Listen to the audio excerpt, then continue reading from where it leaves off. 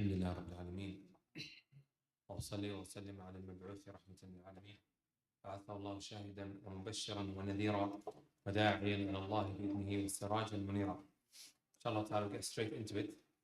Bismillah ta'ala, as we're going through the poem, I'm going to be doing a lot of stops to make sure that you guys have understood every part of that which we're going through. Right? And maybe inshallah azza wa jal, if anyone wants to ask any questions in between, I'll open the floor for that with regards to what we are going through. Specifically to what we are going through. Wait, before we start, does anybody remember what Umar ibn Khattab radiallahu ta'ala anhu mentioned with regards to transacting in markets? Anybody memorize it? Huh? You have to memorize.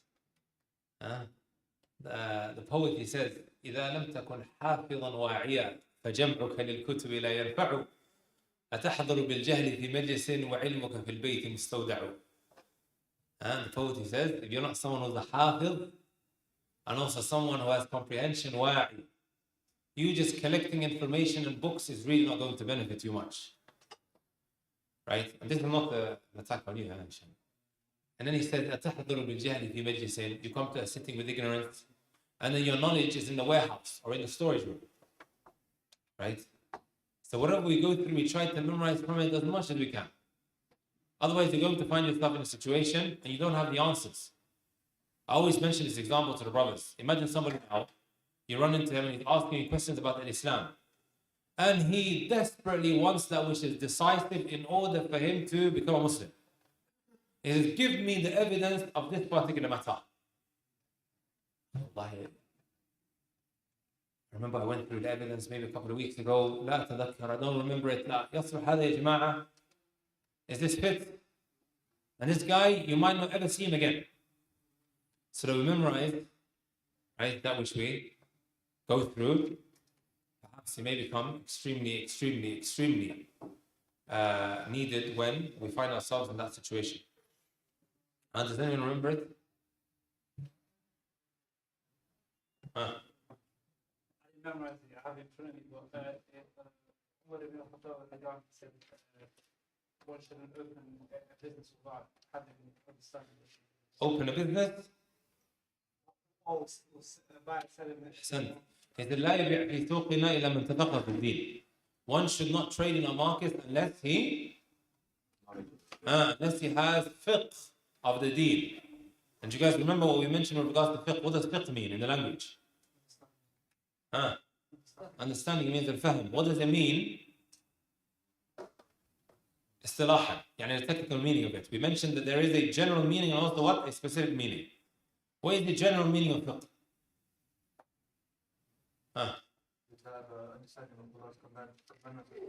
أحسنت. إذا فهم معاني الأمر والنهي ليستبصر الإنسان في دينه, as Ibn Taymiyyah mentioned. To have understanding in regards to the commandments of Allah and also His prohibitions.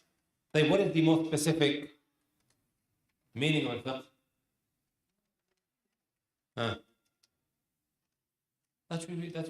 That which we are studying. Tahara, that's all coming under what? Siyam, salah, buying and selling, all of this comes under the fiqh that we, right, are intending with regards to fiqh when it is normally mentioned. Over time, this term fiqh became stuck to the topics that is normally studied, like tahara and fasting and so on and so forth. Like,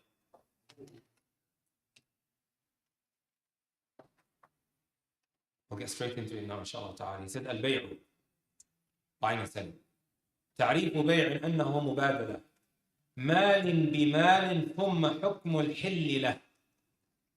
He starts off by mentioning a definition of transacting, buying and selling. What is the definition of it? Does anybody know? Abdullah might end up giving me a definition of it. Hayya. What is the definition of buying and selling, my brothers and sisters? Al-bay'. Does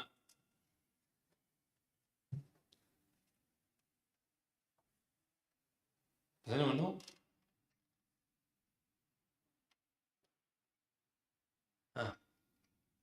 Hi, Jamal. What is the definition of buying and selling? Hayya. مبادلة مال بمال. أحسنت. changing some wealth for some other wealth. أحسن. تملكا وتمليكا. You end up gaining ownership of that, and you also, right, تملك الآخر. Right? You also now hand this over to someone else, and it becomes part of his possession. I have a problem with this definition that you mentioned. He mentioned, and by the way, this is what Hanabila mentioned. So you're not wrong in a sense. Okay? He said the exchange, what did you say? The exchange of? Wealth. The exchange of wealth for wealth. Right? Or you could say the exchange of something valuable for wealth. Huh? Do you guys see a problem with the definition? Think about it for a moment. I really want you guys to think outside of the box. The exchange of something valuable for wealth. This is the definition of buying and selling here. Or do you feel that maybe this definition is deficient? Huh? Why is it deficient, ya Abdullah? Huh? He said it doesn't talk about non-tangible assets. But there's something else that I'm specifically looking for. Can we just exchange anything that is valuable for wealth? Or does it have to be limited to something? Huh? He said it has to be within the legislation. Meaning something that is what? Mubah. Something that is permissible. You can't be exchanging something valuable. For example, now alcohol. Would you say that it's valuable? It carries value, isn't it so? Right? Something else that carries value or is actually haram. Pork, swine. Does it hold value? Naam, it does. Right? However, are you actually now allowed to trade with that? The answer is no. So it has to be what? مبادلة مال أو مبادلة عين أو منفعة مباحة مطلقة. It has to be something that is permissible without any limitations. Remember also there are certain things that are permissible at times, but not always permissible مطلقا. Like for example now the darura. Sometimes you're allowed to buy something out of necessity that is haram. Right?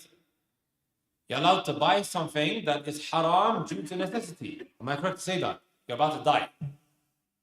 Are you allowed to buy pork? Huh? Why are you guys all getting scared for? Huh? Yeah. Are you allowed to buy the pork? Sure. You're about to die. And then you see somebody now what? Dragging a pig in the middle of the desert. And you have a bit of money. That's all you have. Then you must ask this question. After you bought it from him, are you allowed to eat from the pork until you get full? I've never had pork in my life. I see always my work colleagues eating pork and they seem like they're having a great time. This is an opportunity. Am I right?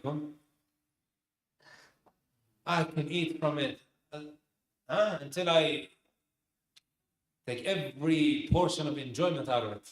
You can't do that. But Allah Azza wa Jalla says that when you're in a state of necessity, you can eat that which is haram. That's the conditions to that as well. Okay, what are the conditions?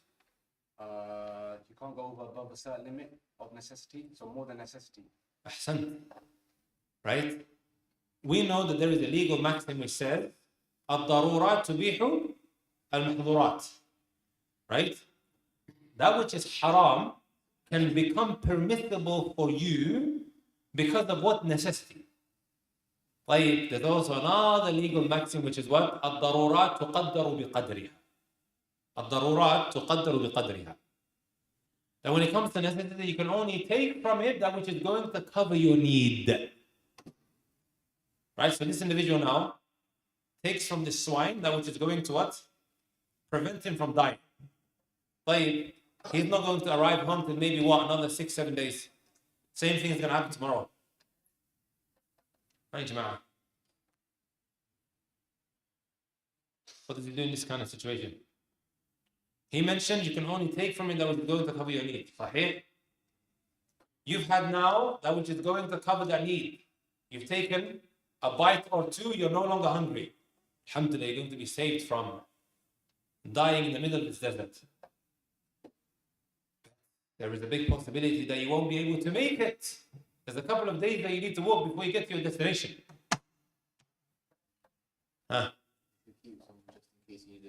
Excellent. Good. Because this is also part of covering the need. If you know tomorrow you're going to be back to square one again. And then you left your swine. Maybe what? 50 months ago. You left it there. You're going to have the same situation. MashaAllah, هذا فقيه. Allahumma barik. Are you brothers and sisters with me? Right? So it has to be an exchange of something valuable with wealth that is permissible. Right? With no limitations, يعني مطلقا. It can't be something that is permissible for you only in certain cases. No, something that is what? Permissible at all times. This is part of the definition of buying and selling. I don't want to get into too many other technicalities, but we'll just move on inshallah ta'ala. And then he said, ثُمَّ حُكْمُ الْحِلِّ لَهُ. Right? He mentions that the asal, when it comes to buying and selling, that it is permissible until proven otherwise. Then he goes on to say, يَصِحُّ بِالْإِيجَابِ وَالْقَبُولِ وَبِمُعَاطَاتٍ بِلَا مَقُولِ. Right? He goes into the pillars of buying and selling.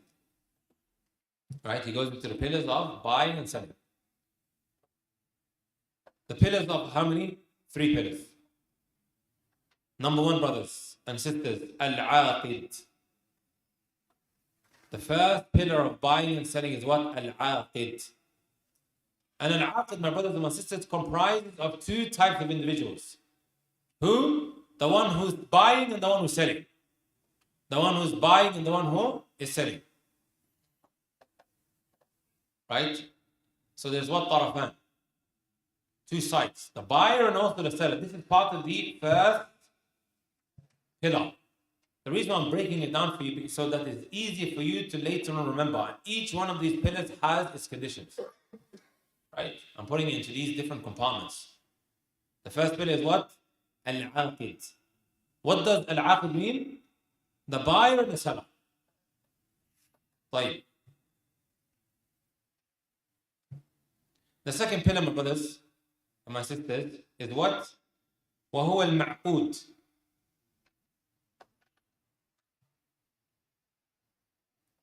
That which is being bought. That which is being bought. And that which comes under it, my brothers and my sisters, is the item and also what? The price that you are going to be paying in order to gain ownership of this item.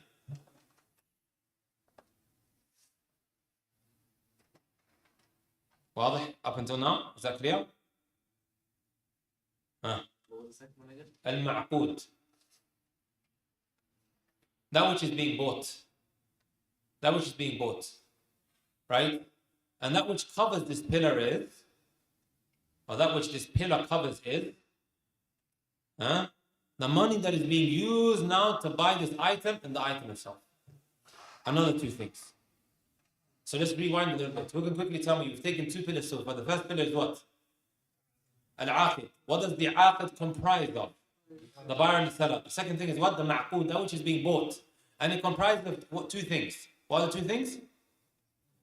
The money that is being used to buy this product and also the item, cent. Now, the price, which is that which is basically being used now to buy this product and also the sil'a, the merchandise, the article that is being purchased. There's a lot of names or fancy names that is used, right, for that which is being bought. Now, الركن الثالث, the third pillar, brothers, is the صيغة, the expression that is used when carrying out this purchase. Right, the expression that is being used when carrying out this purchase.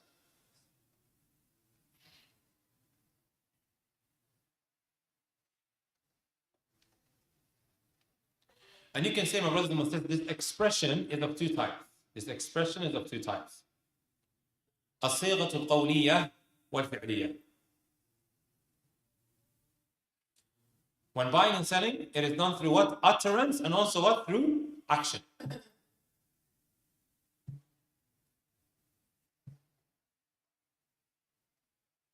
And you would generally say that the determining factor with regards to how people express their transactions, it goes back to urf. It goes back to the custom of the people, right?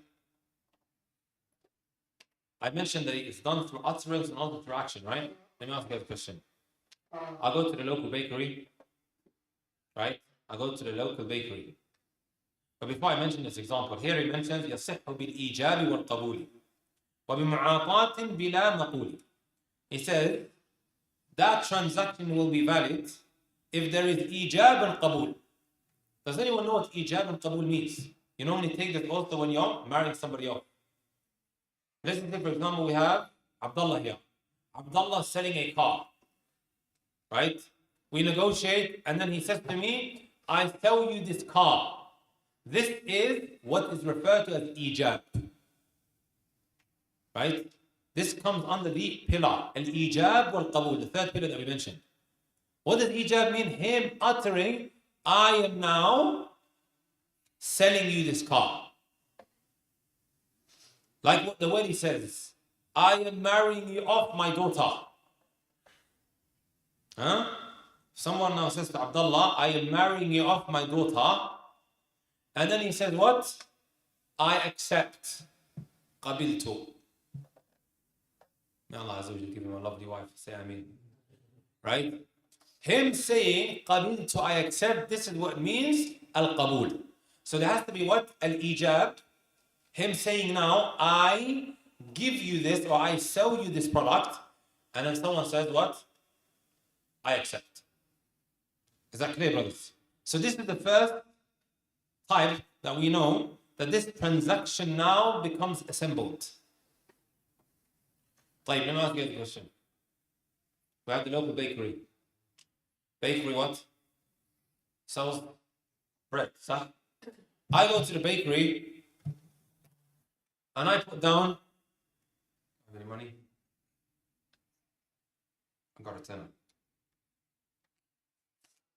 Me and the bakery, right? We don't even exchange words with one another. He's got the bread on the table, right? I take it, it's down, and I get out of the shop.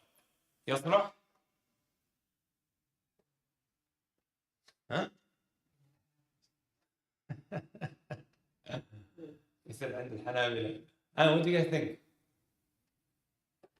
I didn't utter anything. Earlier I told you guys, Abdullah, he's selling a car. Abdullah is selling a car. He says to me, I sell you this car. And then I, as Abu Taymiyyah, I say, I accept. Has this transaction now been assembled? Huh? Why? There's no speech. No, he said, I sell you this car. And then I say, I accept. Has this transaction now been assembled? Yes. Brothers, the issue of the seerah when it comes to transactions is extremely important. Because sometimes what happens, someone utters something, this individual now, right, completely misunderstands what he's saying. And a dispute can take place, and then later on, when there is disputes, the issue of seerah, what was uttered comes in extremely handy, and it can prevent a lot of what? Discord and problems that are happening between people. Here we are just taking a very small part of the chapter of, the seerah. The utterances when it comes to contracts and also what buying and selling. That's one scenario. The second scenario is I've gone to the bakery and I've taken the bread that he has on the table. Without me even uttering anything or him saying anything, I put down £10. Let's say the bread is £10 and I walked out. Is this a valid transaction? Yeah. He said, yes, let's.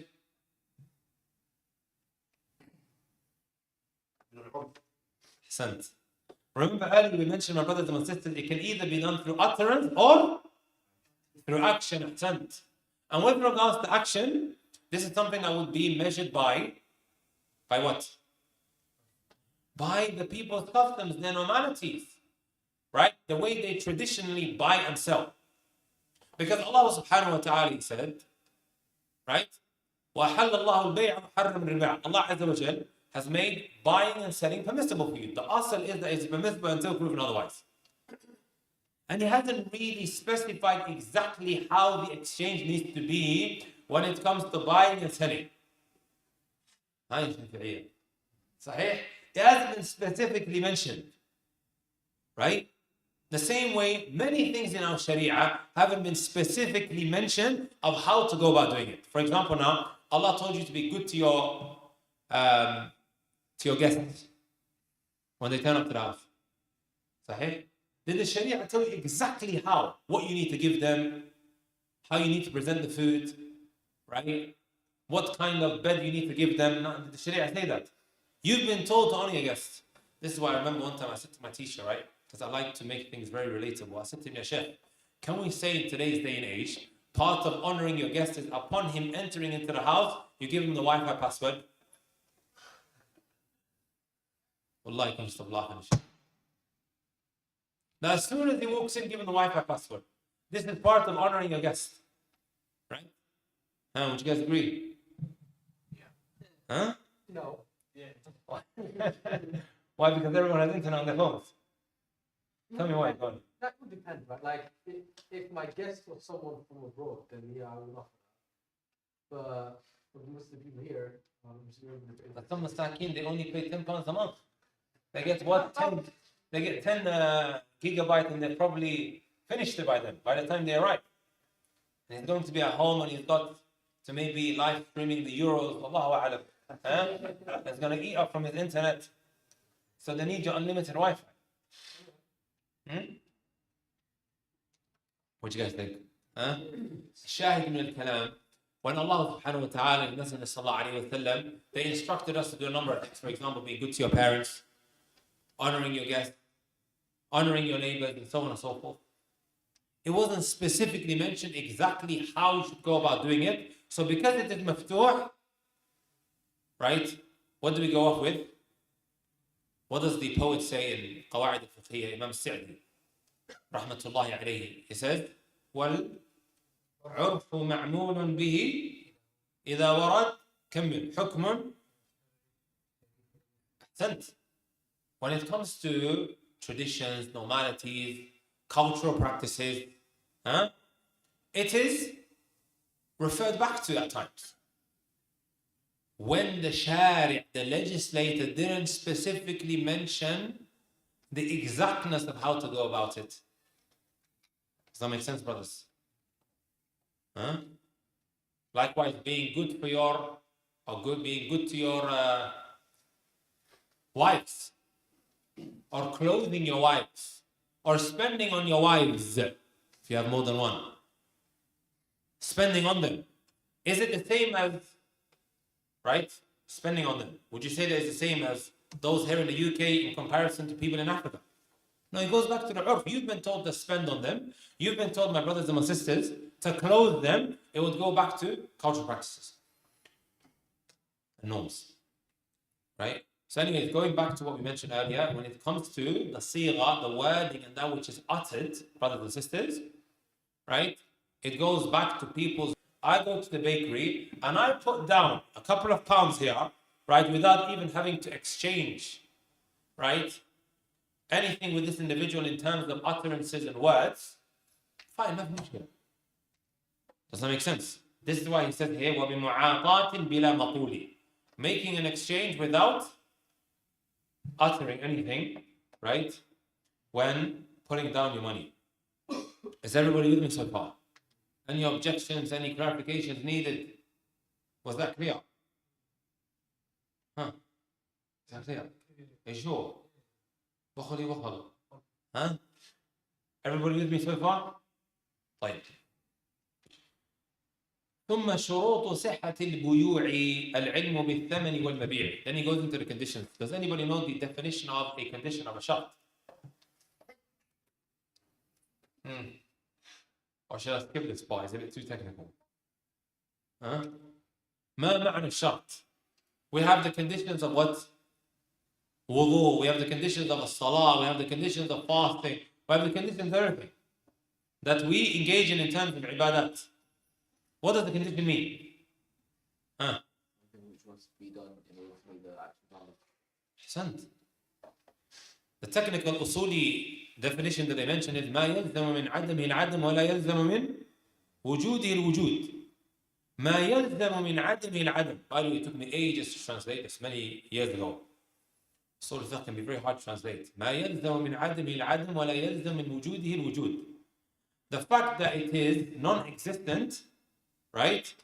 It necessitates, right? That which you do this condition for is also non-existent. I'll explain that. What is from the conditions of the prayer? Wudu. Huh? طيب, let's use wudu. صحيح. No. Wudu. صحيح? The fact that the wudu is non-existent or is not present, it will also show that the thing that you are doing the condition for, which is the salah, will be non-existent. Here, my brothers and my sisters, when we talk about the condition here of buying and selling, these conditions need to be met in order for your transaction to be valid. واضح? ولا يلزم من وجوده الوجود, and the fact that the condition is present doesn't necessarily always necessitate that which you're doing the condition for is also what? Valid or existent. Forget about the technicalities for a moment. Put that to the side. Right? Condition here, my brothers and my sisters, is that this condition needs to be met in order for your transaction to be valid. The first one, my brothers and my sisters, is what? Al-ilmu bi-thamani. And then the second one here, he mentions it, wal-mabi'. Al-ilmu bi-thaman. Right?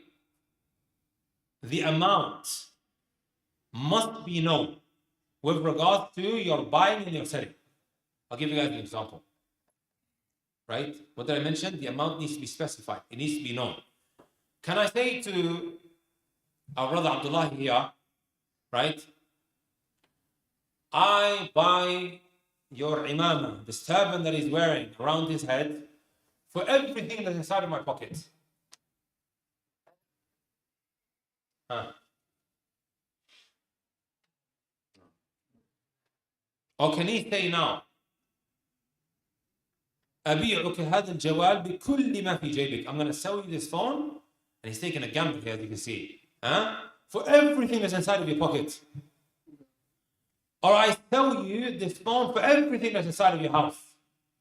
My house could be empty. Or I could have a lot of money inside of the safe of mine, right?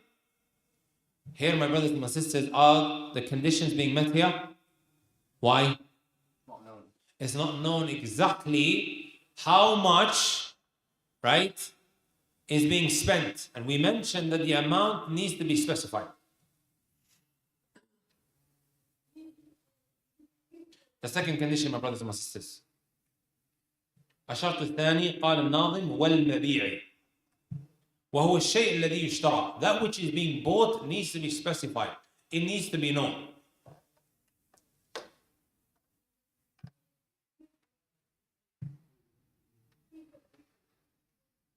I'll give you guys an example. I sell you my phone that's inside of my pocket for £500. يجوز? Is that permissible? Yeah. Especially with that loan. The phone inside my pocket, £500. Then what's inside of my pocket? Oh, Is that Sony Ericsson? Sony Ericsson old, huh? What is it? iPhone? Is it Samsung? Right?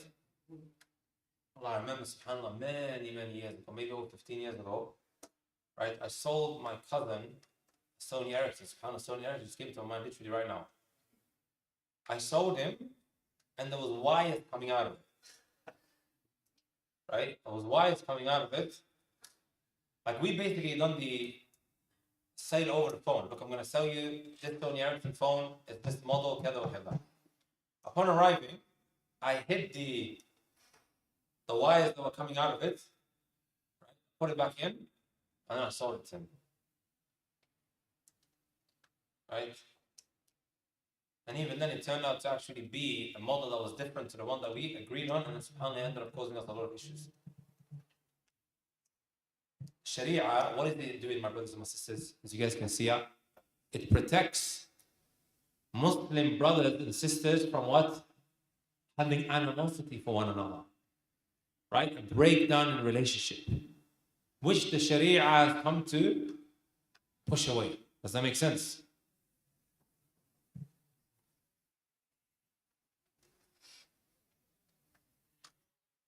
So that's the second condition, my brothers and my sisters, الشرط الثاني.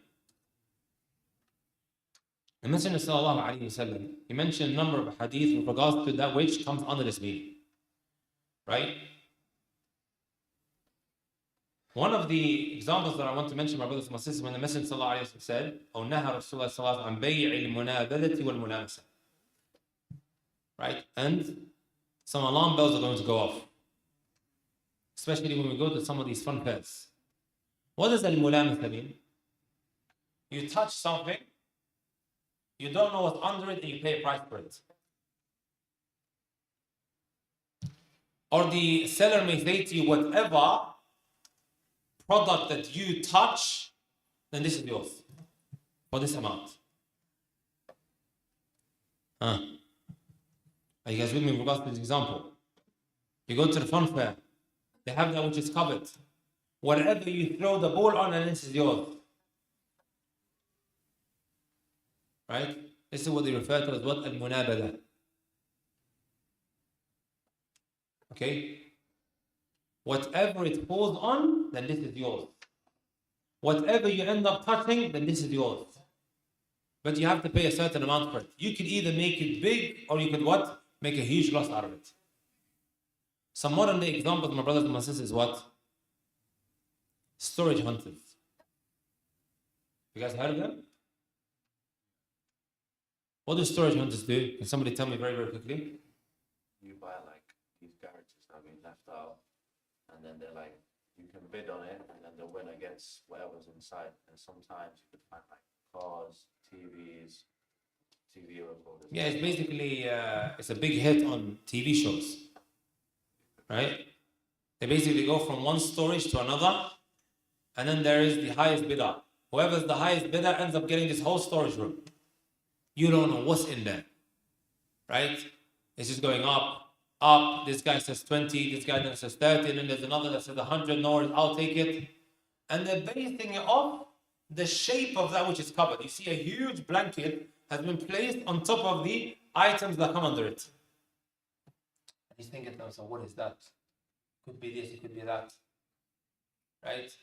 Sometimes they make a huge profit, and sometimes when they uncover it, they find a bunch of broken cupboards, and he walks away with barely anything. Does that make sense? What is the illah? What is the reasoning here? The fact that which you are buying is unknown or is not specified. Does that make sense?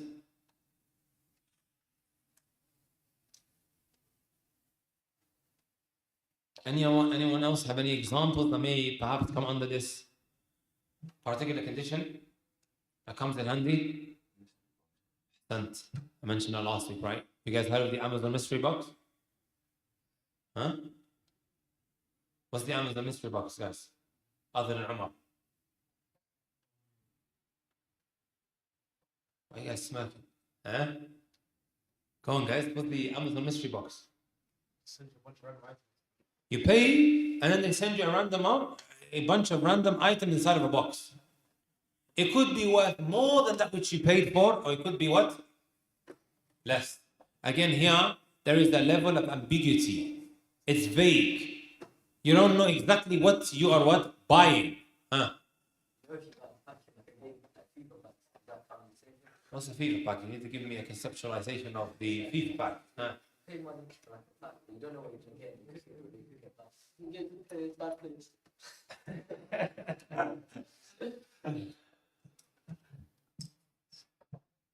Would you say it's similar to what we're going through right now? You don't know exactly what you're buying. Sahih? You might end up getting Ronaldo, you might end up getting who? Give me a bad player. Huh? If you're not using real money, you're using like money in the game. But you paid in order to get the money inside of the... Allah, I'm not sure, to be honest. There's two ways you can do it. One, you pay. Here you just basically make money inside of the game and then you use that to buy stuff. But it's like game money. You're not. Allah, it's a good question. This is all FIFA related online. Huh? FIFA. You know, even other games as well. I remember as we were growing up, we would make a lot of money inside of this game, and then we would end up buying different levels. Sahih? That which comes to mind is Nintendo. Huh? And then you end up unlocking this level and then that level and وهكذا. Wallahi, Allahu A'lam. Allahu A'lam. Honestly, I'm going to look into this. If you're not actually using real money, but today you have people who game, right?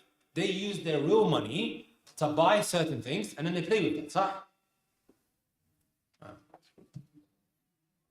Any other examples that anyone have? You know, my brothers and my sisters, when you learn your religion in the way that we're learning right now, whenever you end up getting a scenario or fall into perspective. Like when he asked that question about FIFA, he knew the answer because of what we just learned right now. Sahih? He knew the answer with regards to this FIFA pack that he's speaking about because we took these solid foundation with regards to buying and selling. Say you go to a restaurant, you ask, and you just surprise me.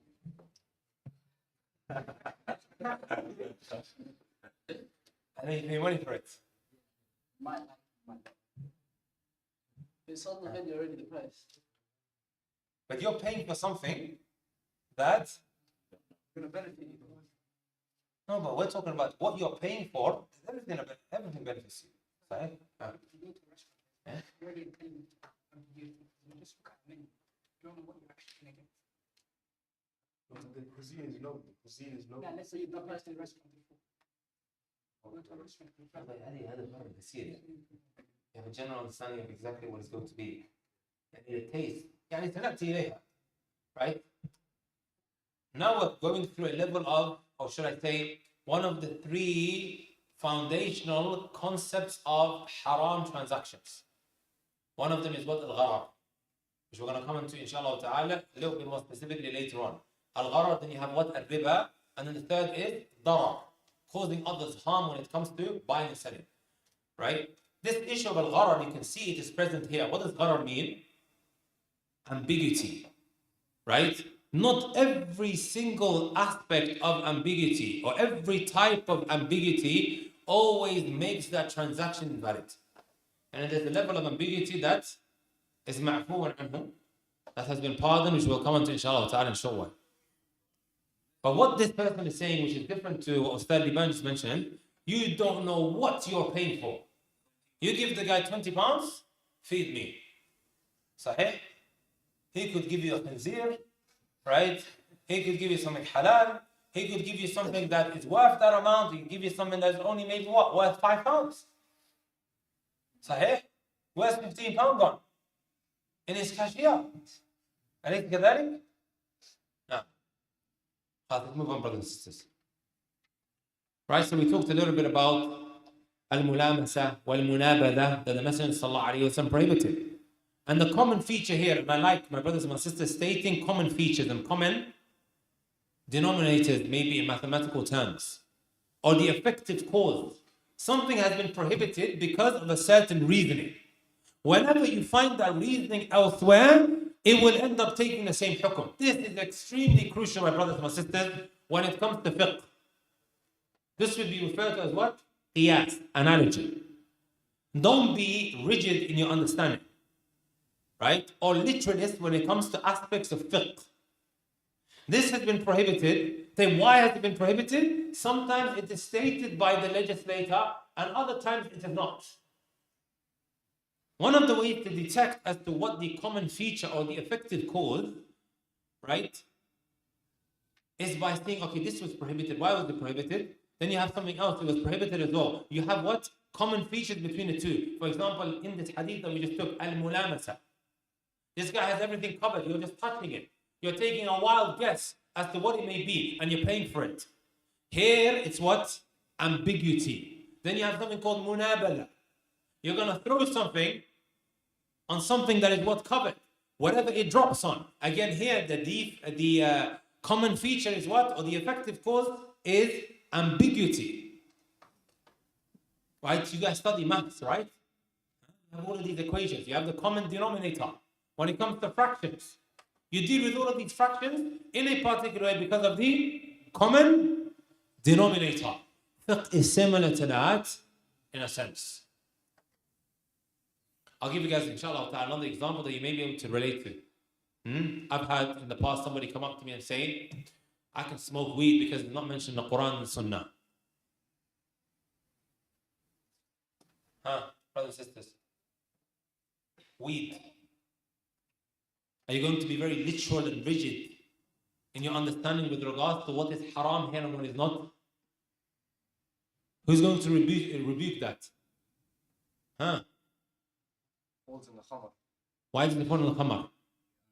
Allah didn't say in the Quran, right? Do not smoke weed. The Messenger sallallahu alaihi wasallam never ever talked about not smoking weed or heroin.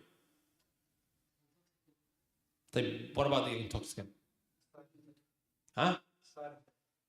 No, but why are we now treating weed the same as the other intoxicant that is mentioned in the Quran? It's in the hadith as well. I'm looking for something specific here. Huh? Everything harms is haram. طيب, good. You guys are not wrong. But I'm looking for something that I just talked about right now. What is the common feature or the common denominator in weed and also what? Khamar. They are both intoxicants. Khamar is mentioned in the Quran, but is weed mentioned in the Quran? Why was alcohol prohibited? Because of what? Because of it being intoxicant. And the Messenger sallallahu alaihi wasallam told us the intoxicants are haram. Here you find it also present in weed. Even though weed specifically not mentioned in the Quran and Sunnah. Heroin likewise is not mentioned in the Quran and the Sunnah. But the common denominator in mathematical terms, or the effective cause or the common feature, is that the intoxicant that made alcohol haram is also present here. Does that make sense, my brothers and my sisters? I want you guys to think like this. To think outside of the box when we go through some of these different examples. Right? Messenger sallallahu alaihi wasallam is prohibiting this. Tomorrow you're going to find a modern day transaction, such as FIFA packs. I have to look in the Quran and Sunnah, go through the whole of Bukhari to find where FIFA packs being mentioned, brothers and sisters. No, I have to look for the common denominator, the common feature. This is what makes fiqh extremely interesting, and it also allows you to navigate and maneuver around modern day fiqh occurrences that we as an ummah have to find an answer to. Of course, not us, but the mujtahid, he basically comes along and uses his tools now to figure out how to deal with this modern day issue. واضح?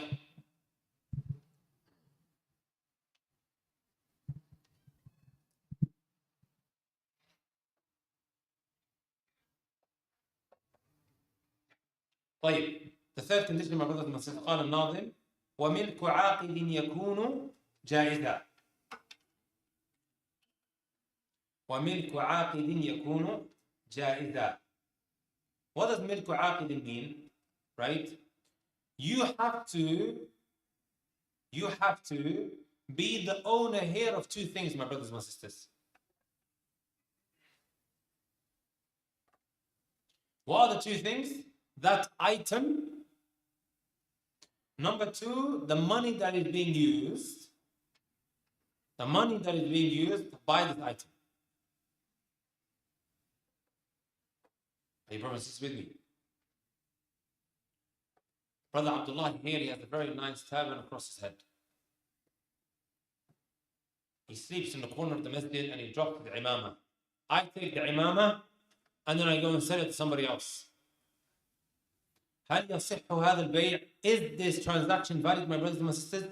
The answer is no. I have to be what? In ownership of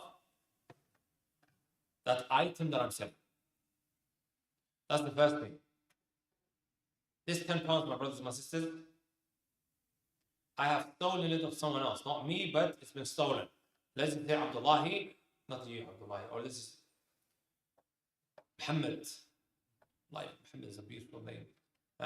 Let's say Michael, right? Michael goes and steals the 10 pounds, right? There is an item that is being sold. He uses the stolen 10 pounds now to buy this item. يصح البيع ولا ما يصح? Is it valid or is it not valid? It is not valid. طيب. Michael, after stealing his 10 pounds, he put it in his pocket, put it in his right pocket. He sees that item now wants to buy it. Goes into his left pocket, takes out another 10 pounds and uses that to buy it. يصح البيع ولا ما يصح? Is that valid or is it not valid? Why? But he stole 10 pounds, didn't he? No, you took the money out of the left. Ahsant. He didn't use that same 10 pounds that he stole to buy that item or to buy that product. Okay, so the third condition, my brothers and my sisters, right? The buyer must be the owner of two things.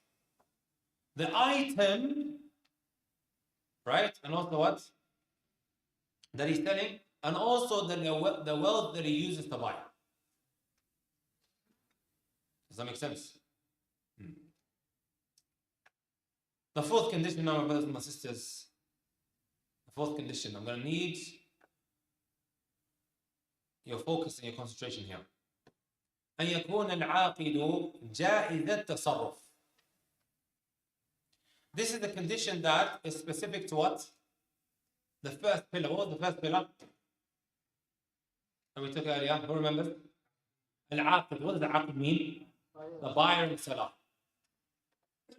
This buyer or this seller, he must have this description called جائز التصرف. Write that down, my brothers and sisters. He must be someone that is what? جائز التصرف.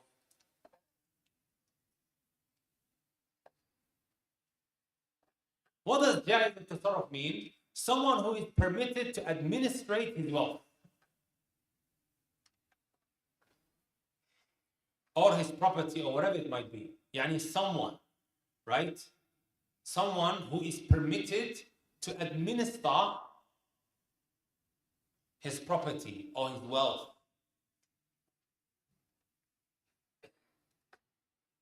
And in order for him to be permitted in doing so, he must meet three conditions. Number one, he must be a free man. Otherwise, he cannot administer his own wealth. Right? If he's a slave, he doesn't meet that condition. Number two, my brothers and my sisters, he must be religiously obliged. He must be religiously obliged. In Arabic, they say mukallaf. He must be what? Religiously obliged. This is going to get very interesting, my brothers and sisters. I'm going to go into gaming in a short while. This person, right? He must have reached the age, mukallaf, someone who's religiously obliged. That which comes under this, my brothers and my sisters, he has to be what? Sane. Right? He must be sane and also having reached the age of discretion. Which is what? Baligh. Taib. Sometimes Abo and Hoya, they used to give us a couple of pounds to go and buy sandwiches at school. Here we are mentioning that this is a condition from the conditions of this transaction being valid. We're going to come on to that, inshallah ta'ala.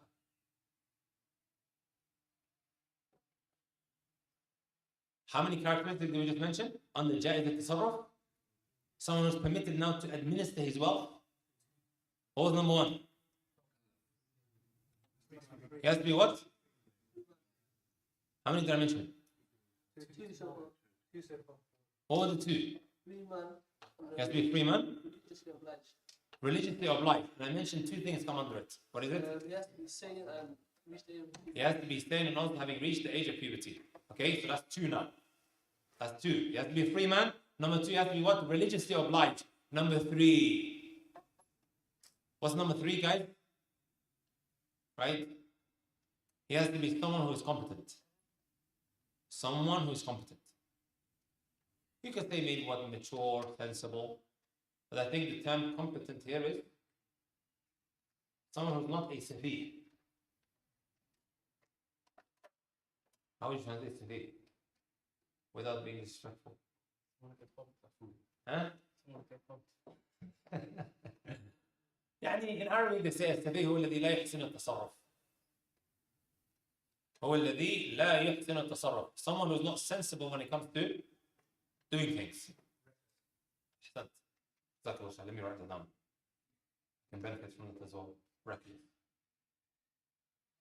There are people, my brothers and my sisters, you give them £1,000 right now. come Maghrib time, the £1,000 is gone. Is that normal, my brothers and sisters? In our society, like in our society, maybe in a different society, this is perfectly normal. If you're, for example, from the royal family, spending £1,000, عادي ما في مشكلة. Right? But a lot of us here, I don't think anyone here is like from a royal family or top end when it comes to you give him what, £1,000 and then by Maghrib it's gone. There are some people like that. لا يحسن التصرف. Right? He's not sensible, he's not mature in his spending. صحيح؟ طيب. Let me give you guys an example now. A minor, someone who hasn't reached the age of discretion. By the way, when do I know if someone has reached the age of discretion? What's the age of discretion? It's 18, guys. Huh? At the beginning of a movie, it always says viewers' discretion is advised. Right? Is that what we're referring to here? Even in today's day, there is no age of discretion. They're letting little children choose their orientation. Sahih? If he wants to chop things off, it's absolutely fine. They're giving him that hurriya. But when he now wants to drive, now he has to reach the age of 18. But he's able to make these kind of decisions, but when it comes to other decisions, la. Where do you draw the line? This is why I always say these words, my brothers. Where do you draw the line of what is right and what is wrong? We live in a failed society. Wallahi, it's a failed society. Where they mix and match and choose an altar. Sahih? Of what we should do moving forward, and then later on, there might be retractions, and because of it, you find what constant conflicts between people. That's why I always say, my brothers and my sisters, we are left with no choice except that we should accept that there is a greater entity or a higher entity, and that is Allah subhanahu wa ta'ala that gives us rules and regulations of what is right and what is wrong. As opposed to now when you look at liberalism. Anyways, we don't want to go every lesson into liberalism and some of these isms, but you guys get the point, sahih?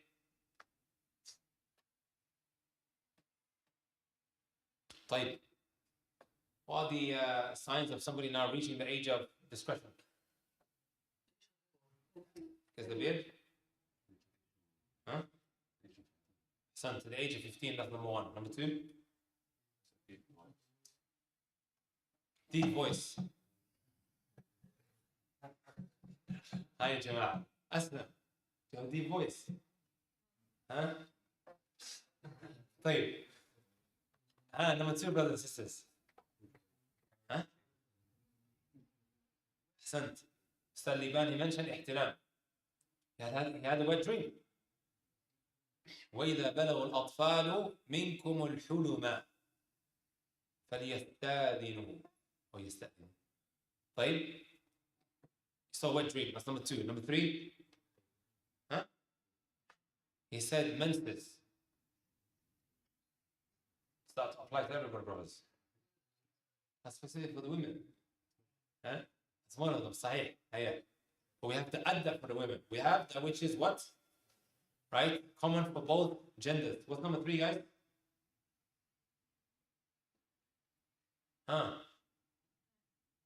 أحسنت. جزاك الله خير يا أسلم. Hair where? On your eyebrows? On your face? نعم. Either hairs that begin to appear under your armpit or pubic hairs. واضح? And then we have what Abdullah mentioned, which is of course only specific for women. But of course today there's different genders, Allahu A'lam. Right? يعني if a woman now starts her menses, say maybe that is an additional condition. Does that make sense, my brothers and my sisters? طيب, now we're clear. It's not the age of 18 or the age of 16 specifically, la. All of these different conditions that we just mentioned now, or signs of puberty, are taken from the Quran and Sunnah. طيب, I'll give you guys an example. You have a minor, Allah yarhamuh, his father passed away.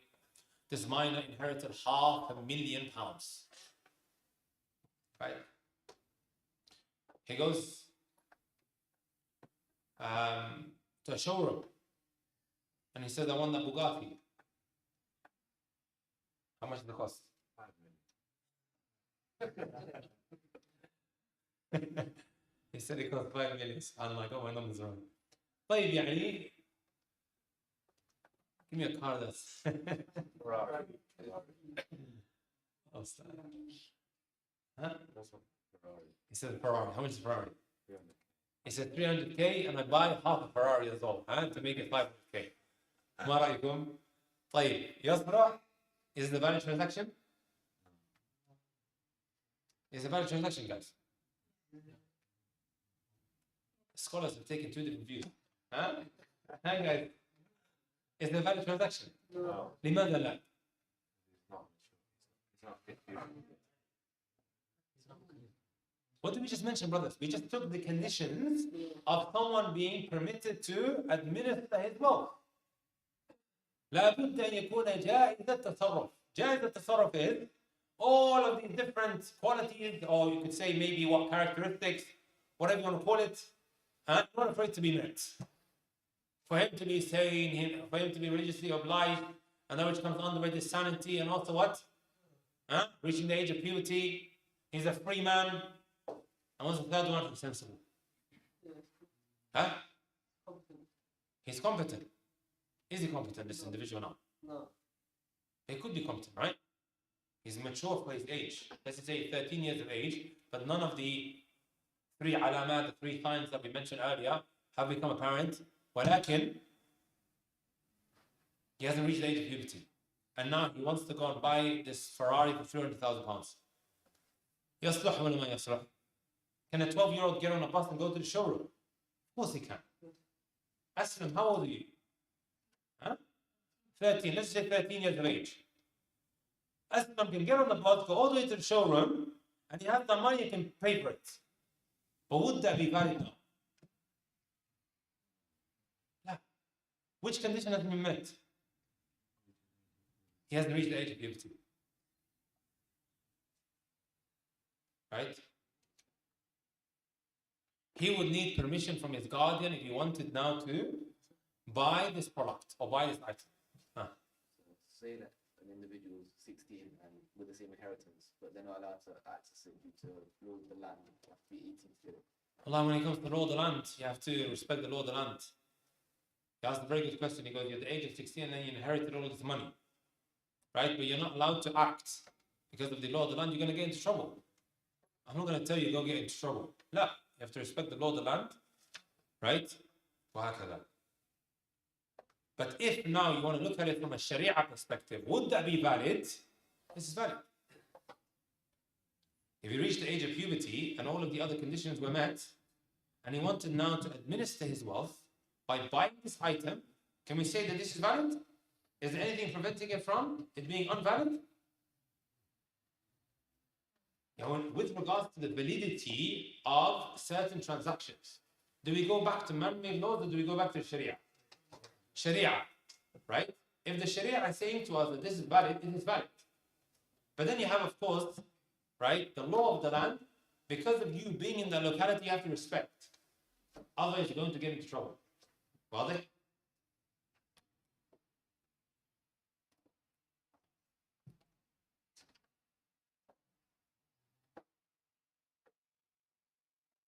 طيب. When it comes down to video gaming, you guys share with me, brothers. What's the most that you could spend on buying one product on one of these video gaming? £100. To buy what? 10,000 V-Bucks. What's a V-Bucks? Huh? What is it? Fortnite currency. Anything more than that? Anyone come across anything more than £100? Yeah? Game for Counter-Strike. And a knife can cost as much as 100,000 pounds. Yeah. It's a barbarian. Wallah, anyone who plays for that, I will play the Safiya. Right? He's no one's not competent. Well, question, you know, the previous one, is that only for if the money is yours or if it's somebody else's money? No, we're not talking about that. Okay. We're not talking about what you're talking about this particular issue that we're taking right now. Right? The fourth condition, which is him being jaiz al-tasarruf. Jaiz al-tasarruf, no, we're talking about his wealth. Let's just say you've been given X amount of money through inheritance, for example. Right? Are you allowed now to go and spend this without the permission of your wali?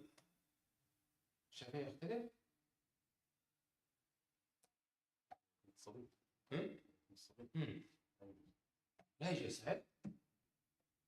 For some reason you said to me the other day that طيب.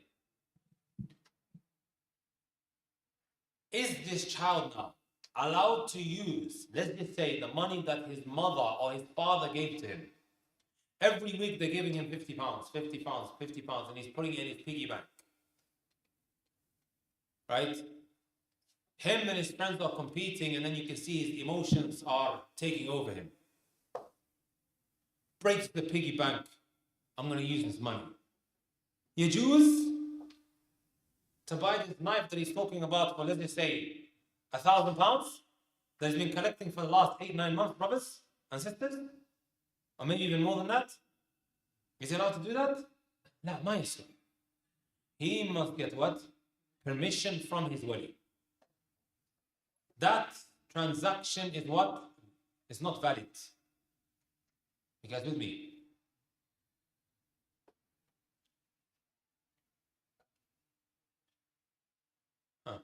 You know, if the child who hasn't reached the age of puberty has spent the money without permission, would be at fault. Would be the wali, would be the child. Would it be the parents' fault that they allowed them? Well, I'd have to educate him, innit? Yeah. That's the parent's responsibility. Right? That's the parent's responsibility to educate their children with regards to what is right and what is wrong. Yeah, but then so the parents would be some, or in the case where you said that the child buys it for or whatever, would be the wali. Now, let's say his father passed away and then he's gone and done that. Yeah, but before reaching the age of puberty, so it would be the wali. And if the wali now is falling short with regards to his obligations, you, when you give your child a gaming, what do you call it? These gadgets and whatever have you, right? Labud, and you have, like, you know, brothers, right? I think this is an important point. A lot of the time, we, as parents, may do a certain something and we just don't know what we're getting ourselves involved in. Right? If my child is begging me now for a phone, I, as a parent, need to make sure that me as a parent, brothers and sisters, I have full knowledge with regards to what this phone is capable of doing. I will be on Yawm al-Qiyamah, as the Messenger sallallahu alayhi wa sallam mentioned, لا تزول قدم عبد حتى يسأل عن أربع. A person's feet will not move on Yawm al-Qiyamah until he's asked about 4 things. One of them is عن ماله, his wealth, how he acquired it and what he spent it on. My child is coming up to me. I've said it time and time again when delivering khutbahs on a Friday addressing the parents. Right? Child is begging me, all of my friends have it. Okay, I give him the phone. Fine, no problem. I have to make sure that I know what the child is doing. But unfortunately, there's a negligence, right? A huge negligence, in fact. We don't know what they're accessing. We don't know what they're getting themselves involved in. I'm spending my money now on this particular item or whatever have you, giving it to my child. He's a child. واضح? But this is my responsibility. طيب, son, what are you playing? How does the game work? You have some games, my brothers. And by the way, there's been so many dissertations written on video gaming. You guys know that master's dissertations, PhD dissertations, and it's been debated in debate rooms. Because some of these games that youngsters play today, my brothers and my sisters, have all types of filth in it. Like GTA, for example. Right? You have half-naked women walking around. You can do stuff to these women. Am I wrong to say that, guys? Huh? But then I buy it for my child, I don't know what he's accessing. Or they're getting used to murdering people inside of this game.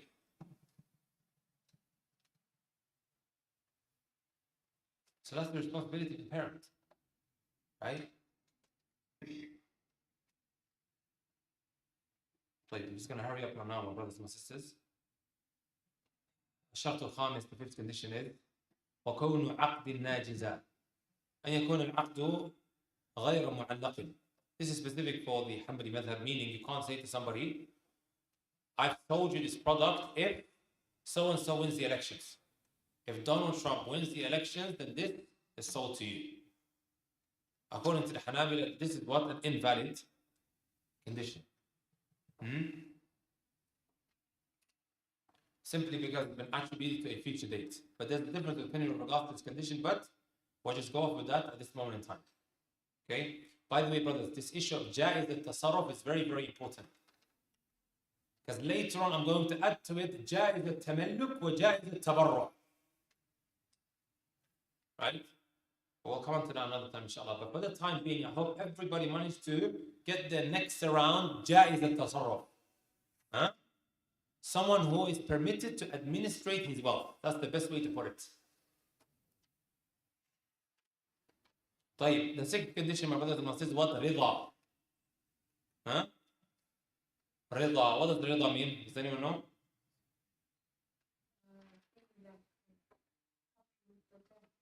Being happy with the guy? He has to sell this product willingly. Right? He has to sell this product willingly. Somebody beats the living daylight out of me to sell my car to him. Is it a valid transaction, my brothers and my sisters? No. Have I now sold it to him willingly? جواب لا. Allah Azza wa Jalla, what did he say in the Quran? يا أيها الذين آمنوا لا تأكلوا أموالكم بينكم بالباطل إلا أن تكون تجارة عن تراض. Do not take the wealth of another unjustly except if it is done willingly. Meaning he sells you this product and you accept it willingly after he sold it to you willingly. Also the Messenger sallallahu alayhi wa sallam, إِنَّمَا الْبَيْعُ عَنْ وَإِنَّمَا here is أداة الحصر. It's been restricted that the only, or the transaction will only be valid if it is done willingly on both sides. Right? This is the condition now that is specific to which pillar? This condition is connected to which pillar? Which was? Al-Aqid. What does the Aqid comprise of? The buyer and the seller.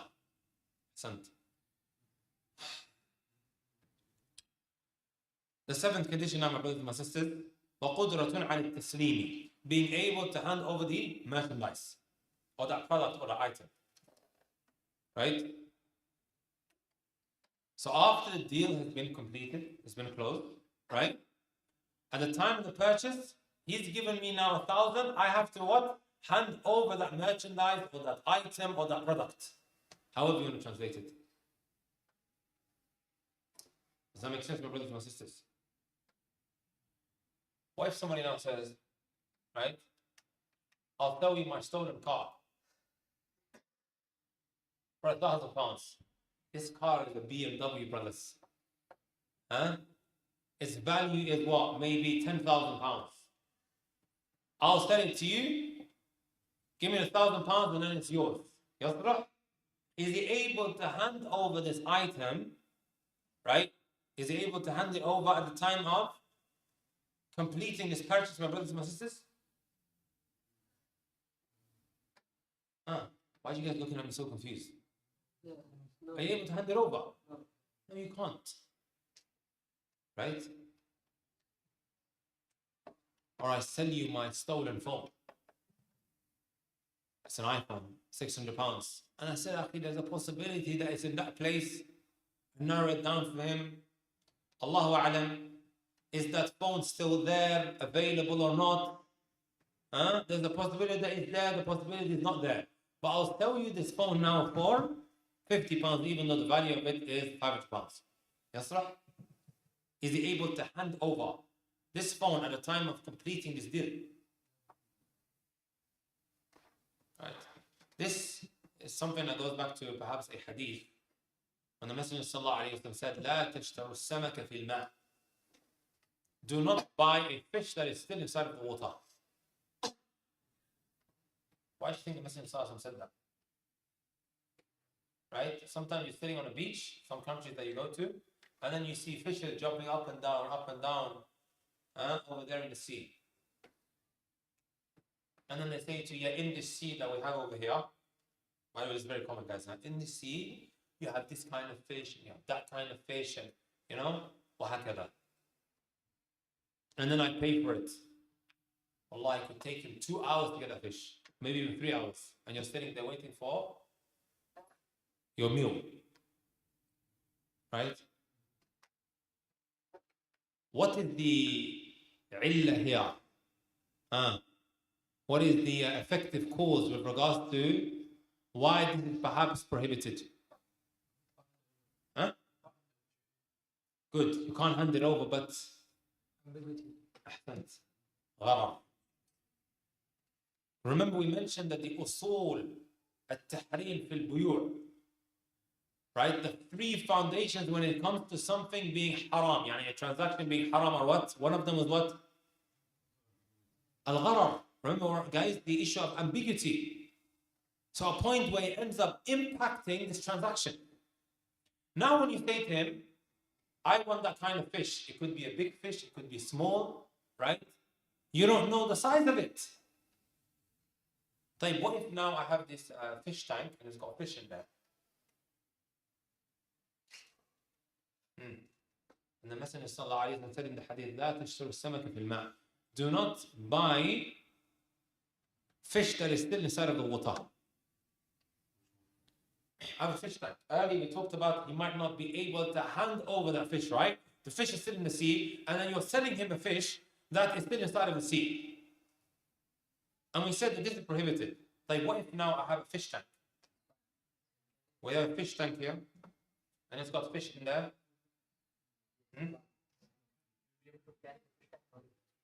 Sorry? He said here that you have the fish tank with you. It's already been acquired. Okay. Can I buy it while it's still inside of the fish tank?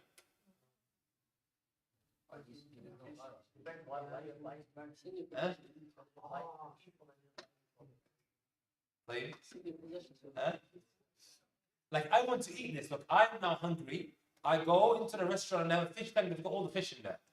I want this particular fish. Can I just pay attention to what I'm saying, brothers and sisters? By the way, this happens. I remember my dad one time said to me that he went to I think it was Morocco, or I can't remember, one of these countries, and they said they actually take out the fish fresh and then cook it for you. And then he brought me down Fiqh lane, right? Like, you have this fish tank here. Fish is there. Can I just point and say, look, I want this one, and this is what I want to buy today?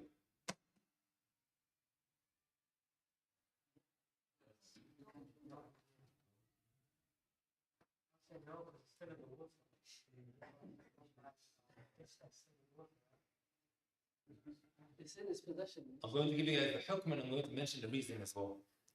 Right? This would also fall under the hadith that the Messenger sallallahu alayhi wa sallam mentioned. I'll tell you guys why. Would you guys agree that when the fish is inside of the water, you can't exactly see the side of it? Would you guys agree with that? The hajm of this fish is not in real life how it exactly is when it's inside of this water. You can't see it exactly the same. If you go to a fish tank, maybe you'll see it, my brothers. You take it out, it looks very different to what it actually is. Because of the level of ambiguity of that fish, yani the size of it when it's inside of the tank, this would fall under al-gharar.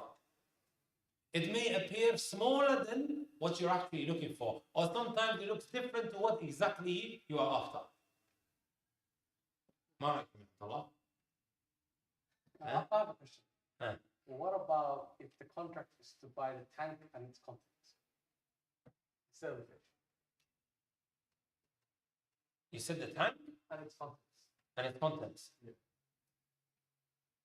Isn't that like the mystery box? What exactly do you want to do with the fish? Huh? That's not steep. Making it perfect.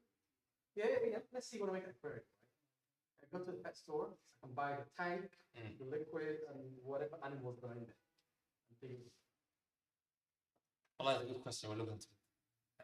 What about if it says not to scale? Even the one in the restaurant says not to scale, so you know it's slightly off. Not to, sorry? Not to scale, like the fish is not actually the size that it might seem to be.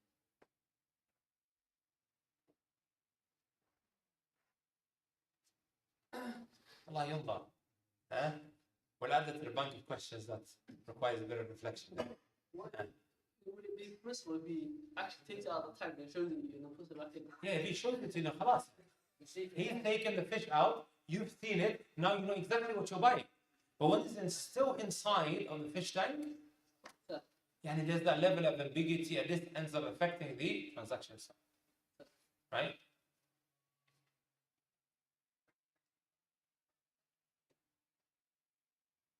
So what's this condition, my brothers and my sisters? You have to be able to hand over. Like, what if I say to you guys now, my brothers and my sisters, right? I have lost my car. Whoever finds it, I'll give him £500. What's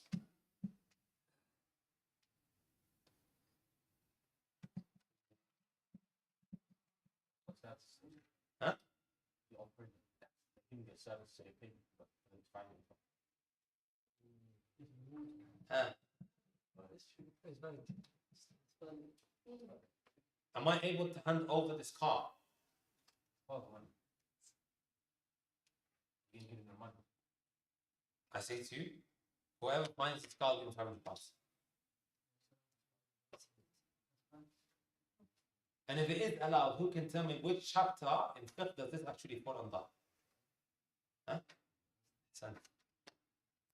This is called, my brothers and sisters, ja'ala. You can pronounce it as ju'al. Right? Whoever does this, then I'll be able to give him this. And with regards to that, it doesn't require this condition of being able to hand it over, because this is as, what do you mean? Huh? Abdurrahman mentioned, right? It's a type of service you could maybe put it as. And it's contingent on somebody now finding this item of mine that I'm providing this offer for. I guess with me. And he can pull out any time. It's not binding. For him to continue, right? If he and me, right, we agree that he's now going to try and find this car and I'm going to give him £500, he can pull out at any time. As opposed to maybe other uqud contracts where it is lazim, where you have to, right, come with your side of the deal.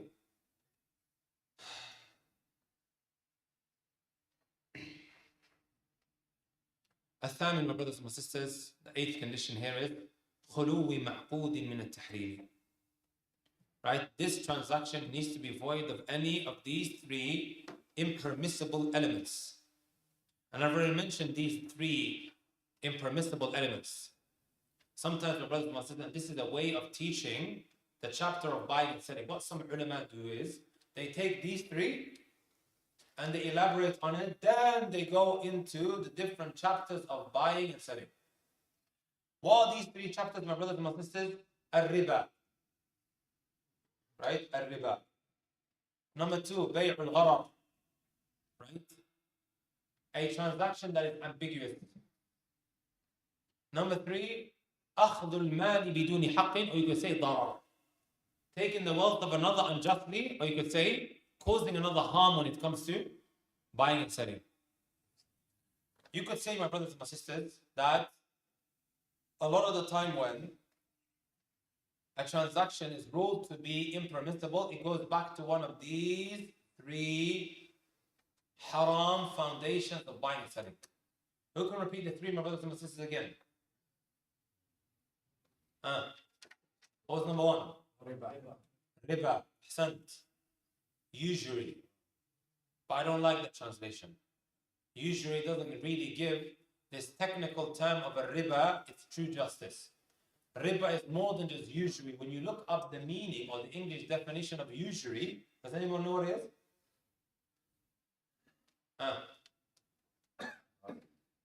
Right?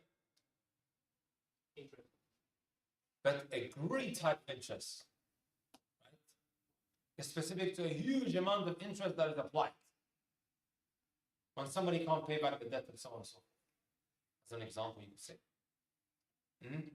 So some of the ulama, they take this part when it comes to explaining, right, the chapter of buyur. They go into these three foundational prohibited elements of buying and selling. Al-riba, and they elaborate on it, they go into the different types of riba. Once they're done with that, then they go into what? Al-gharar. Issues of fiqh related to ambiguity. Then they go into what? Al-darar, or ilhaq al-darar, or aklu amwal al-nas bil-batil, which is number 3, causing another individual harm. And then they provide what? Examples under it. Then they'll start going into what? The different chapters of fiqh. Are you brothers and sisters with me? No. I think we'll stop there, inshallah ta'ala. Stop there.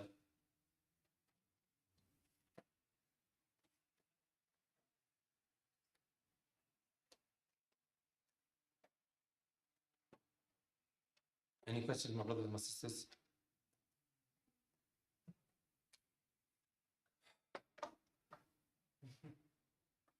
Don't you have these subscriptions and stuff? Like they're in a specific sectors. For example, coffee, and they say to you every month, we're going to send you X amount of coffee, but the type of coffee you don't know. So you pay X amount of a month. And there's a lot of these like bits. What's the with that? Did everyone hear that question? This question of he's saying you pay the subscription, right? That you're going to be buying coffee.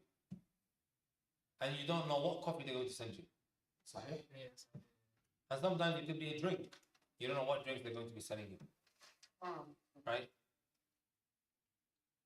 And whatever other type it may be. Does that make sense? What do you guys think?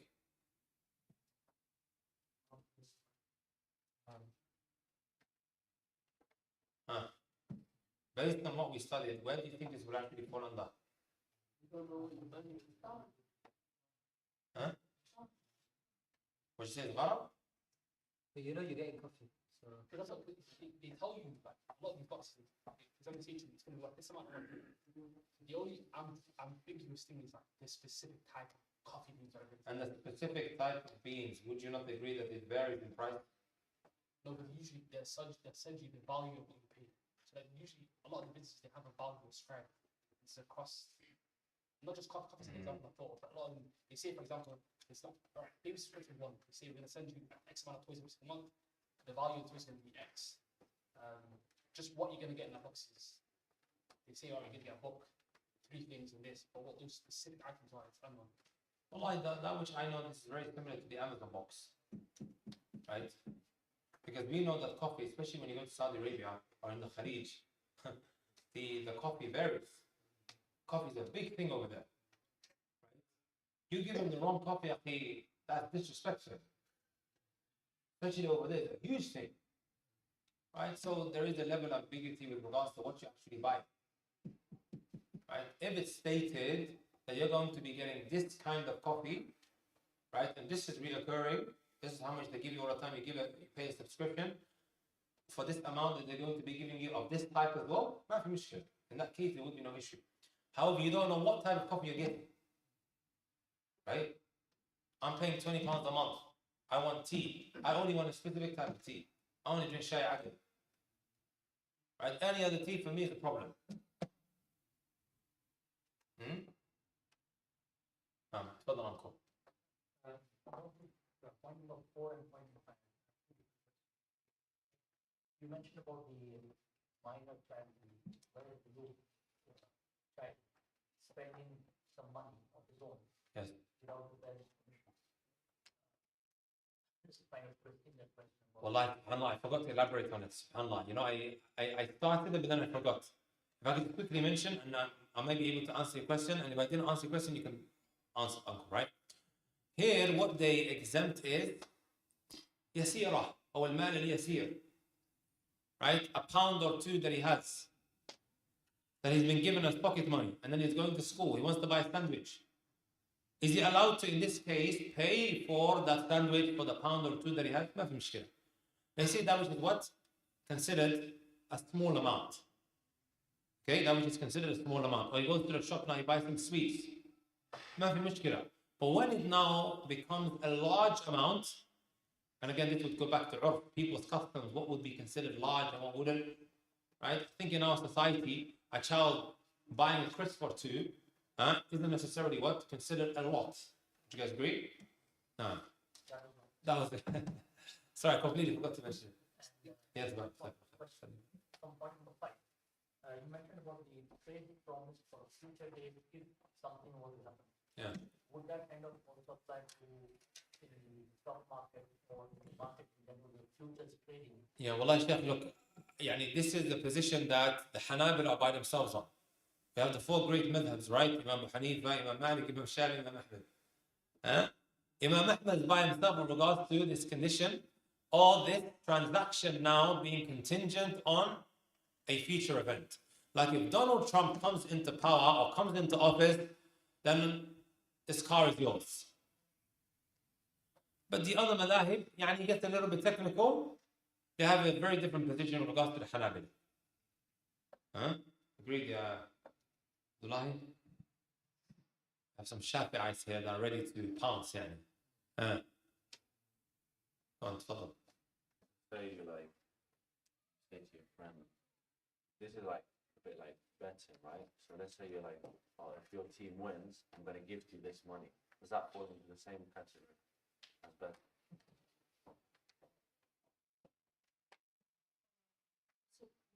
وين أخوك اليوم؟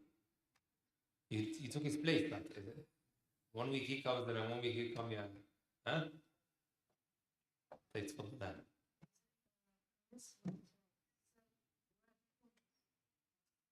sell rare coins.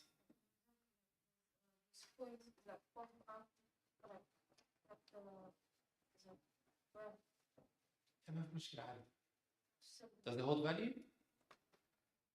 See, this is what we talk about. Yeah, I can explain the notes are like worth £500, but the face value is £5. So like £1 coin, that's like that's rare. The £1 coin might be from like X special, it might sell for £1,000, but it's a £1 coin.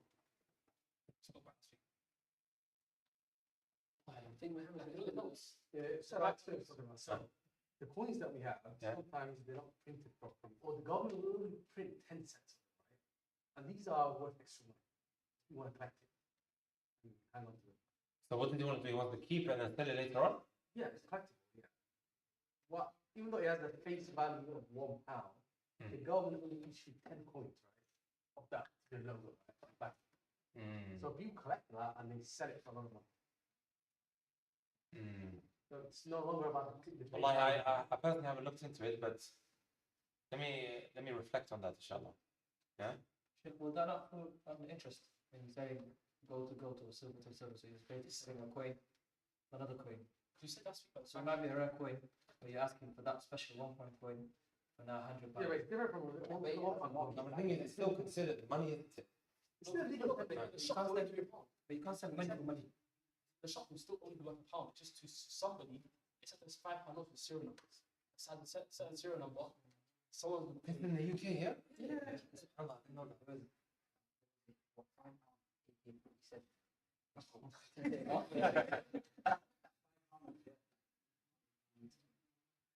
People are selling. Well, like right now, makes sense. You went through last week. I didn't go through this last week. I didn't go through rare coins. I go through rare No, coins. notes with serial numbers. I went through notes with serial numbers, guys. I think you were telling about maybe your Shafi'i class. Huh? Very simple. We'll go through.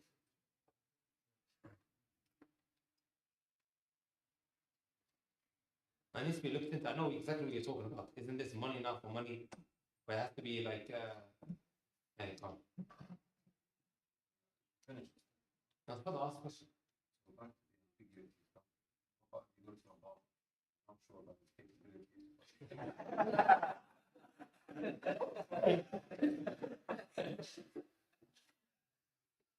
Hey, puts in his pocket, he puts in there. والله شوف, you know, the next line of poetry was واختبروا في الجهالة واختبروا جهالة الصبر along the lines of that. Sometimes when there is a small amount of ambiguity, the Sharia is very facilitating, very flexible with regards to it, right? there are certain things like if we were to say that you need to have clarity on that as well, then life would become extremely difficult, and the Sharia, of course, takes it into consideration as well. Does that make sense? This is a small type of jahala, of ambiguity, that would be almost impossible to really just avoid it. I've seen some Instagram businesses, they do pre-orders. So they'll make a sample of a Moroccan Tamis, and then so then accept pre-orders. So they haven't actually made the product yet, but they're going to be making it in the near future, and then they'll sell pre-orders accepted. This would fall under the chapter of Salam, which in English is translated as advanced payment transactions. Right? What did I underline? Advanced payment transactions. We'll come on to it, inshallah. And when you're able to get a certain something, someone now needs a cash injection, you give him that money, and then later on is able to produce or manufacture these products that are very easy to get. Right? ويشترط أن يكون إيش؟ تيميا لا بالعكس تيميا لا مثليا. We're going to come on to that, inshallah ta'ala. Yeah? But there are conditions. If these conditions are met, then this kind of advanced transaction payment will be permissible. And it comes in handy as well when it comes to dropshipping. Yeah? That's the whole chapter in itself. Very common question when it comes to dropshipping. Someone hasn't manufactured these products, but it's very easy to find. Right? If he is not able to manufacture himself, it would be easier to find. Back in the day, they would have these kind of transactions with dates. Right? Messenger Sallallahu came to Medina. And they used to have these kind of transactions. The Messenger Sallallahu, what did he do? He altered or modified this kind of transaction that they were dealing with to do it in this particular manner. في شروط كذا. Remind me later, message me. I've answered a couple of questions before similar to this, and I've written it up for them. I'll send it to you. But then does it not fall under the where you have to have the item in your possession? This is one of those other transactions where you say that if certain conditions are met, then this wouldn't necessarily apply. But the offer is that you must sell something that you own. If we and some even say, no, this is not an istithna, this is actually something that the Messenger has actually healed it. It isn't an istithna, an exemption of something that's haram. When it comes to the matter of stolen goods, you know when you said if you was to buy something that was stolen, but then you didn't know it was stolen, would you be allowed to participate in the transaction? You didn't know it was stolen, and then you bought it. Yeah. You would have to give it back if now the owner, right, finds the product and says, look, this is what it is. And say if the owner said, you just manage the profit from it. Say if you now, because you bought it for a cheaper price, you sold it on now, project is gone, and then you came to know that. And you can't find a thief, يعني? Sorry, say that again. So look, someone's tried to, or not tried, someone sold a stolen item to you for a very cheap price, and then now you've sold that item again for a higher price and profited from it, and then after that, you've come to realize that product that you purchased and sold is stolen. What would you do then? Allah shuf, brothers. If you happen to be in a situation where somebody sells you something and then you sell it on, and then the person who this item was stolen from comes to you and says, look, where's my item? I heard you have it. I stole it. I'm sorry. Like, this is not within his capability now to give it back. The asl would be to be able to give this individual's item or his product or whatever he possesses back to the individual. But a lot of the time, this is not a possibility. Right? So in that case, if they themselves can reach an agreement with regards to perhaps compensating this individual, otherwise, what can that individual do? And how can he now be held liable with regards to that? Especially if he didn't know. However, if he did know, that is an invalid transaction, asalatan. Yeah? What about if you, for example, someone, like for me, in the Netherlands sometimes, so if I have a lot of my brothers are born in the Netherlands. Yeah, so I've like bought a bike and I know the guy stolen it, but it's very cheap and I need a bike. Yeah, how are you going to buy something that you know is stolen? Now, but then I don't No, know. no, I don't know for a fact. He's just selling it for a cheap price. يا غالب الظن يعني غالب الظن. We go off with what is highly assumed here. If you have a high assumption that this is a stolen bike, you're buying something that is haram. Right? If you don't know whatsoever, this person is selling your bike and there is no indication stating that this is a stolen bike, are you with me? Is إيش غالب الظن of high assumption of something now being a certain something, right? Sharia takes that into consideration. So even if I was, I asked the guy as well if it's stolen. He said it's not stolen. But it was a good bike. No, sometimes there are clear-cut alamat. Why is somebody going to sell something that is 300 pounds to 20 pounds, for example? Huh? There's a high indication, right? Sometimes he may not necessarily say it to you, but you just got to kind of like use your intellect with regards to what's going on here. This perhaps falls under the high assumptions of a certain something that must be taken into consideration. Something as expensive as this, and then he is now what? Selling it for 30 pounds. I'm sure there's something wrong here. Yeah. As opposed to, for example, if it's half price. People sell things for half price for whatever reason it might be. But something so cheap, and it perhaps has a clear indication that. You spoke about how a person that hasn't reached the age of puberty can't obviously use any of his wealth or any wealth to go buy something. But just say, for example, I'm selling something, just say for a car, like a BMW, and a 13-year-old that hasn't hit puberty comes to you and wants to buy it. He's got the money. You're not a This person's not competent. It works both ways. Huh? It works both ways. 13 years of age, it could be that you end up taking advantage of him. Sahih? And the Sharia takes it into consideration.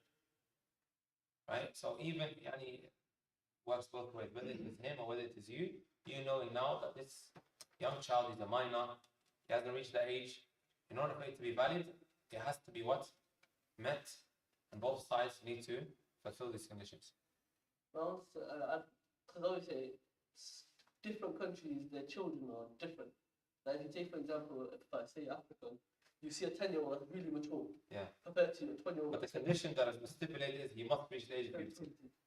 No, I'm totally with you. Right? You have, for example, in Yemen, young girls as young as what, 12, 13 years of age, they're running the whole house. Right? Running the whole house. As for here,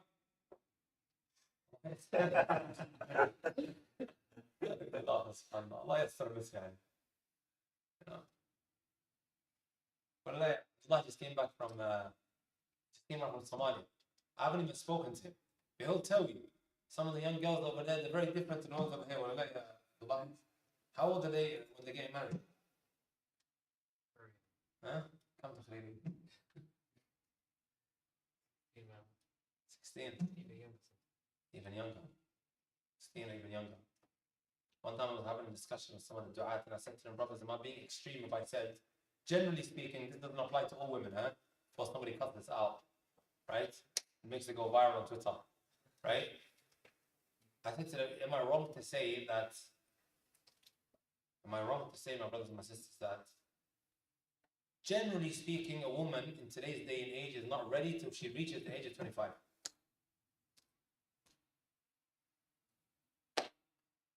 A lot of people agreed with me at the time. This was a couple of years ago. Simply because of the society and how, even brothers, I don't know why you guys are laughing. Even brothers today, you know, it's I'm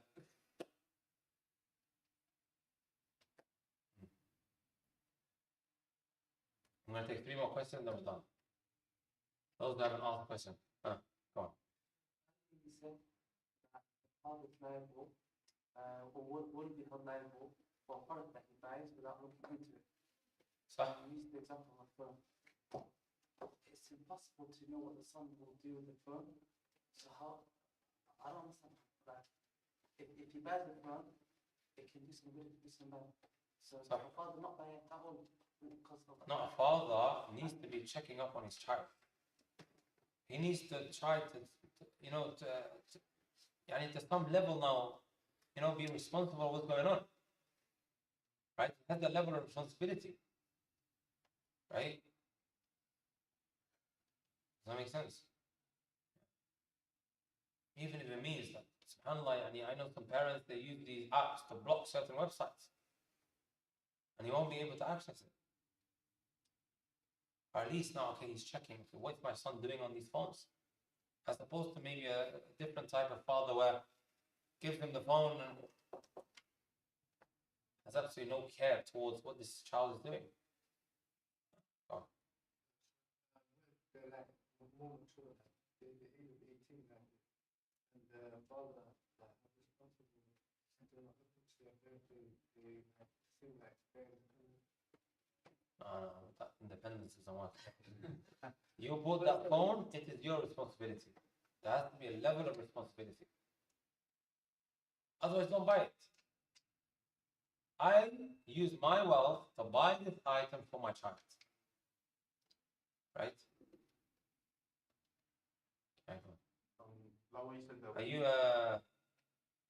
Uncle Abdul Hakim's son? MashaAllah. When you turn 18, like, don't you have your own responsibility? Like, it's like giving a gift to someone. After you give it to them, like, they have their own responsibility to what they do with it. If it's my child, I'm still responsible of it. Even after the age of puberty. Yeah, even this age, the age of 18. British mentality. This is, it's my responsibility. I have to try to the best of my ability to ensure that he's not misappropriating that which I have handed over to him. Yeah. No, you already asked the question. You can't. I'm going to come to you. I've asked like 3 questions today. in regard to being in possession of the money. Say someone gives you some amount of money, whether it be £50, something like that, and they say, go make a profit off this money and turn it to £100, whatever. And they say, in return, you'll get fixed amount in the end for whatever you make. But they say, take this money, multiply it, and give me whatever you make. Sorry, please ask the question again. So say someone gives you some amount of money and asks you to multiply it, make a profit out of it. They give you £50 and say, come back, make £100, £150 off it, and make you do the business on that. Would you own the money, because you're going to give back everything you make to this person after you've done what? If he's giving you a loan and he's saying, I want this loan back, right? This amount that I gave you, I want it back. You can go and do whatever you want with that money. You have to just ensure that you give that £500 back. Say if you haven't borrowed it. You want to use it, you want to do business with it, right? That's entirely up to you. He is giving it to you as a loan. You have to give that exact amount back when it's a loan. If he says to you, this is a loan, go make money out of the loan and make sure you give me extra on top, it doesn't matter how he words it, this would what fall into a riba deal. This means that things like, say if you're putting into, say you're giving money into things like pension funds, or you're asking someone to invest the money on your behalf, and it's invested within the conditions of the Sharia.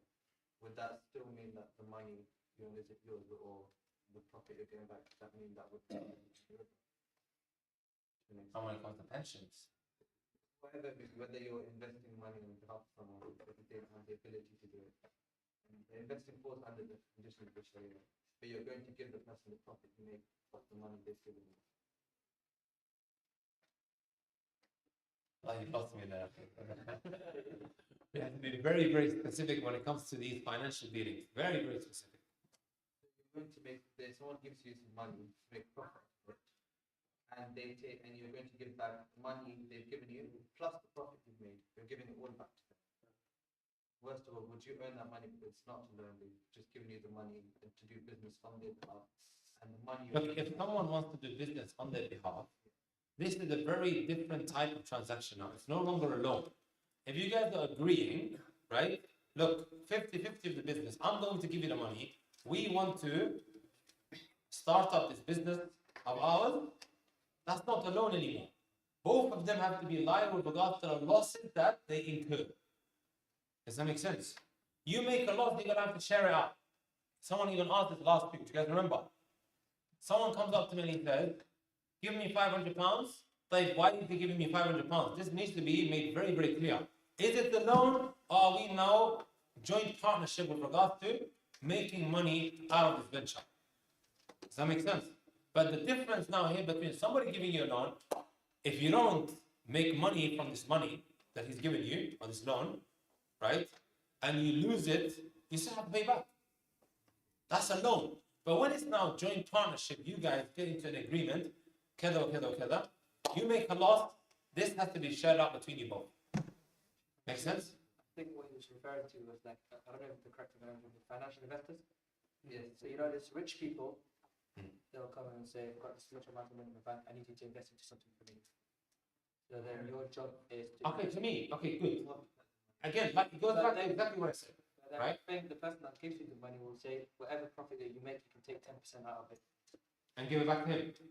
He takes the 10%, take it. Say you give me £1 million, I've invested into a trade or something. Okay. I managed to flip that 1 million to 5 million. You made a 4 million profit, you can take that 10% of the 4 million profit. So you take all the 40,000. Oh, so he's okay. So that's a whole different scenario. It's a whole different situation. Is that what you're trying to say? Yeah. So someone has money, he doesn't want to keep in the bank, he wants you now to invest it, and after you flipped it, you can have a portion of it. And you guys can make an agreement, not mushkila. This is a type of business. Does that make sense? It's an investment opportunity. But if something now happens to that money, what does he want? Huh? What is he expecting? This is key here. Right? If he wants the exact same amount back, this is as if he's giving you a loan. And it's contingent on whether you make a profit or not. I still want my profit from it, while at the same time it's a loan. No, this is riba, brothers. Are you with me? However, if he is not ready for what? Loss and profit. Al-Kharaj bil-Dhaman. Right? There's an important principle when it comes to buying and selling. Al-Kharaj bil-Dhaman, which basically means you have to be ready for losses the same way you're ready for profits. You have to share the liability. You have to share the liability. This is an important leading, or should I say, legal maxim. He's just trying to play the game, look, one harm. Do you get the difference now? Did everyone else get that as well? Yeah. When you give somebody money now and you say to him, go and make money out of it, you have to be ready for profit, and you have to also be ready for loss. Right? If he just wants to make profit, this is the problem now.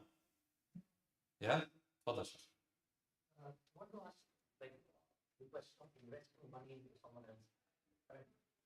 I'm sure other people might have heard the story. I don't know whether it's sahih or not, but about a worker who was not paid by his employer. He went away.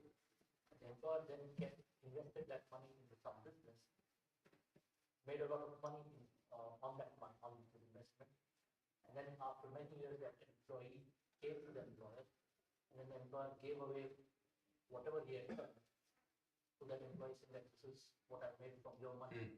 So where does it stand in this? Okay, this is the part of the story of the three that got stuck in a cave.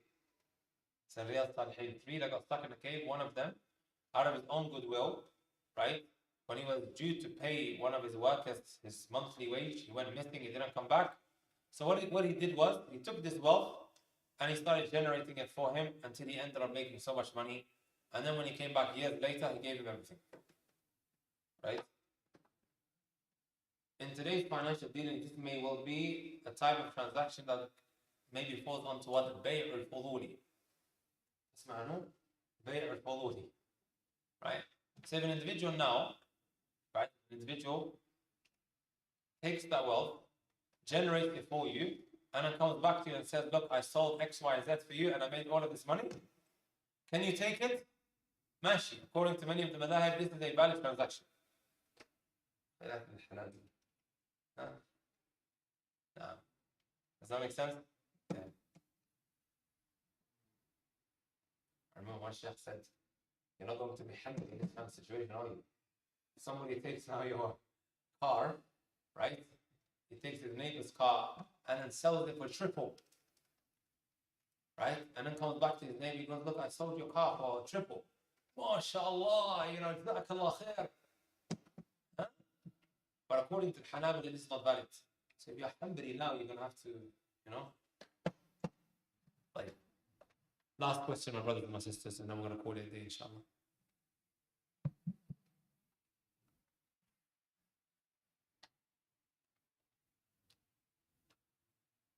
One for the sisters, maybe. Huh? Wallah, I don't know, the sisters don't want to send up their questions, that's fine. Anyone else? Or I take a fourth question for today, right? Go on. In Somalia and in Ethiopia, Yeah. there's these kids called polishers. And Sorry? they're called polishers. Polish it. Yeah. Yeah. So they clean your shoes basically, more or less. And well, some of them, I've spoken to some of them, when I asked them where's your parents, some of them don't have parents, or anyone taking care of them, they sleep on the streets. And obviously they're making money out of this polishing people's shoes and car washing. Right now, if I was the person asking them to polish my shoe, am I allowed to give them money for their service? That's a very good question. وش الفتوى عندكم في الصومال? Do you know what the official position is of Somalia?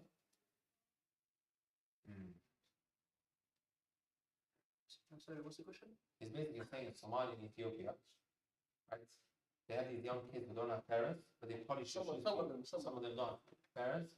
They polish your shoes for you, and you have to, of course, now, right, pay them for the service, which is a type of transaction. And we spoke about today, right? You have to reach the age of puberty, you have to be competent, and so on and so forth. Huh? Well, the reason why I'm not answering this question is, right? Sometimes a fatwa, a legal verdict, can change because of the time and place. Does that make sense? Yeah. So I don't know exactly what the official position of the ulama of Somalia actually say with regards to the situation. So we have sometimes general rules and regulations and legalities when it comes to fiqh. However, it can vary from time to time. By the way, our sharia is fixed. Right? Our sharia is fixed. However, certain rulings, right, or should I say to be more precise, fatawa, can change depending on the time and also the place. Right? Al-fatwa, or تغير الفتوى بتغير الزمان والمكان. Right? So that must be taken into consideration. So I don't know exactly what the exact situation is over there with regards to how they really deal with the situation. So it's best to just perhaps maybe ask somebody over there. What we studied today without shadow of a doubt, these are legalities within fiqh. But like I said, it can change, varying, because of the place and so on and so forth. And it just moves from one legal maxim to another, even though Sharia is fixed. But because of the flexibility and the adaptability of our Sharia, it moves from one legal maxim to another. هذا قال الشاطبي in كتاب الموافقات when it comes to looking at the objective of the Sharia. It happened to me in the past. So one uncle was just grafting. He would take his shoes and would be like, I'm going to be polishing your shoes. Yeah, sometimes it's not even done willingly. Sahih? Be like, guys, okay, no, I'm going to do it for you. And then And then you ask me for money. And then he asked me how much, whatever you can give me, I'll be happy. So you can literally from $1 to $5, whatever. That transaction. Okay, so at the end, obviously he did it unwillingly, but then he accepted at the end because he was grinding. Well, like somebody now wants to give him something, but you are not obliged to give anything. Okay. Right? You are not obliged to give anything because this never happened willingly. Let me correct Tarab. Happens all the time. Likewise, when we're in Saudi Arabia, somebody kind of forces himself into taking the shopping, right? No, he takes or as soon as you arrive at the airport, he takes your stuff. No, he put it down. Right? I'm not agreed on this transaction. Why are you trying to take my money unwillingly? هذا لا بد منه. If he took it, got a problem. Later on, he says, so you need to give me X amount. But the thing is, I can turn around and say, I never even agreed to it. Who told you to take it?